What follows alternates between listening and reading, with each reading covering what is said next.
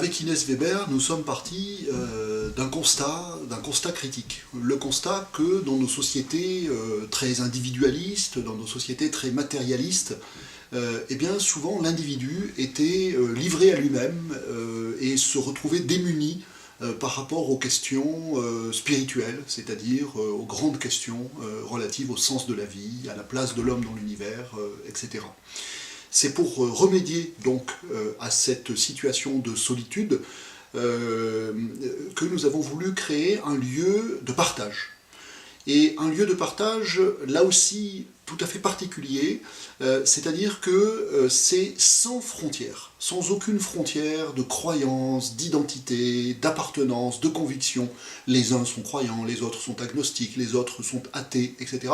Que au Sésame, eh bien, tous peuvent participer à prendre en charge ensemble, de façon collective, ces questions spirituelles. Nous avons tous à nous enrichir les uns des autres à partir de la différence de nos héritages, quels que soient ces héritages, quelles que soient les éducations dans lesquelles nous avons grandi, et nous essayons donc de créer au Sésame ce qu'on appelle souvent entre nous une nouvelle sociabilité spirituelle, sans frontières justement, et autre chose très importante, sans hiérarchie entre des maîtres et des disciples, sans hiérarchie entre des détenteurs de savoir et d'autres qui ne seraient là que pour écouter et obéir.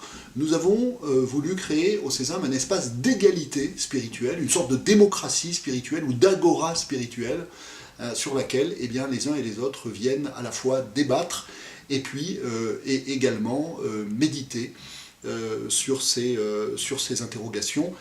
Le but étant de redonner un droit de cité au spirituel dans une société qui manque justement d'espace pour permettre à cette dimension profonde et à cette soif profonde qui est inscrite en l'être humain de s'exprimer.